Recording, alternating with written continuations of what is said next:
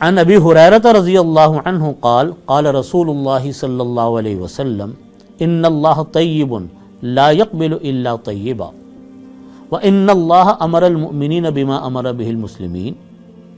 حضرت ابو ہریرہ رضی اللہ عنہ فرماتے ہیں کہ نبی کریم صلی اللہ علیہ وسلم نے فرمایا اللہ تعالیٰ خود پاکیزہ ہے، اللہ تعالیٰ قبول نہیں فرماتے مگر پاکیزہ چیزوں کو، اور اللہ تعالیٰ نے مومنین کو اسی چیز کا حکم دیا جس کا حکم اللہ تعالیٰ نے رسولوں کو دیا۔ فقال، اور پھر فرمایا نبی کریم صلی اللہ علیہ وسلم نے اور یہ آیت پڑھی، یا ایھا الرسل کلوا من الطیبات واعملوا صالحا، اے ایمان یا ایھا الرسل، اے رسول، کلوا من الطیبات، آپ پاکیزہ چیز کھائیے، واعملوا صالحا، اور نیک اعمال کیجیے۔ وقال، اور اللہ رب العزت نے یوں فرمایا ایک اور جگہ پر، یا ایھا الذین آمنوا کلوا من الطیبات ما رزقناکم، اے ایمان والو تم لوگ پاکیزہ چیز کو کھاؤ، ما رزقناکم، جو ہم نے تم کو پاکیزہ چیزیں رزق میں عطا کی ہے۔ تو دیکھیے پہلی آیت میں فرمایا کہ رسولوں کو حکم دیا کہ اے رسولوں آپ طیبات اور پاکیزہ چیزیں استعمال کیجئے اور نیک اعمال کیجئے۔ دوسری آیت میں تمام مومنین کو حکم دیا کہ آپ جو ہم نے آپ کو رزق دیا پاکیزہ چیزوں کا، اس پاکیزہ چیزوں کو استعمال کریں۔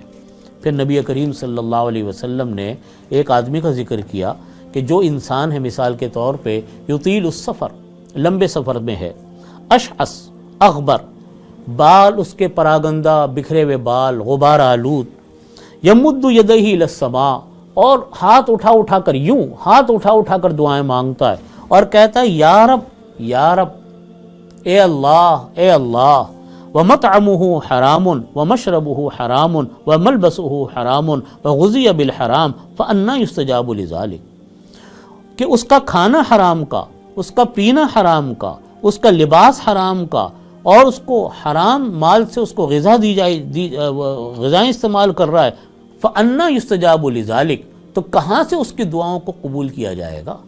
اس حدیث شریف میں یہاں نبی کریم صلی اللہ علیہ وسلم نے جس بات کی تاکید فرمایا کہ دیکھو اللہ تعالیٰ نے رسولوں کو اس بات کی تاکید کی کہ کلوا من الطیبات واعملوا صالحا، کہ پاکیزہ چیز کھائیے اور نیک اعمال کیجیے۔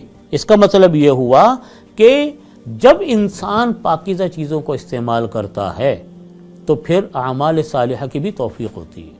جب انسان کے آمدنی حلال نہ ہو، غذائیں حلال نہ ہو، تو انسان کو نیک اعمال کی توفیق نصیب نہیں ہوتی، نہ اس کی دعائیں قبول ہوتی ہیں۔ جیسا کہ حدیث شریف میں فرمایا کہ ایک انسان ہے ہاتھ اٹھا کر دعائیں مانگتا ہے، کہتا ہے یا رب یا رب، اور خوب الہ و زاری سے دعائیں مانگ رہا ہے۔ اللہ تعالیٰ فرماتے کہاں سے دعاؤں کو قبول کروں گا؟ کھانا حرام، پینا حرام، لباس حرام، غذا حرام۔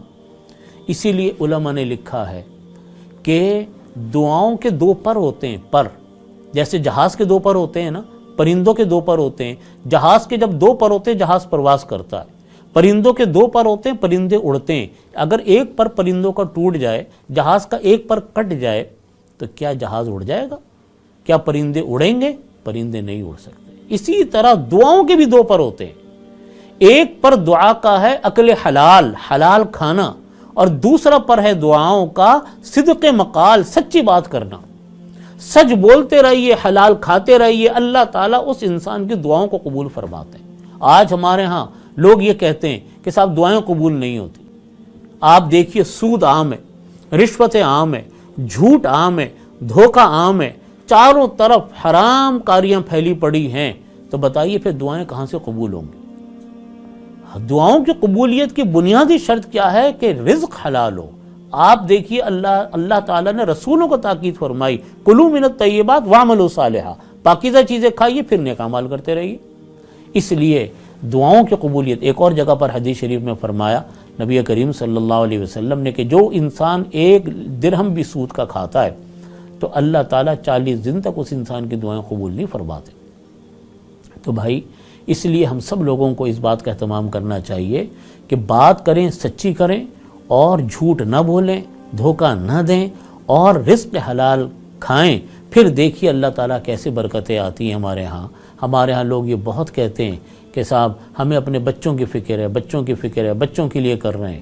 لیکن اس بات کی بھی تو فکر کریں کہ مرنے کے بعد بچوں کا کیا بنے گا۔ اپنے گھر میں اپنی اولاد کے ساتھ، بیوی کے ساتھ سب سے بڑی خیر خواہی یہ ہے کہ ان کو حلال آمدنی کھلائی جائے۔ اللہ تعالیٰ دعائیں بھی قبول فرمائیں گے اور نیک اعمال بھی قبول فرمائیں گے۔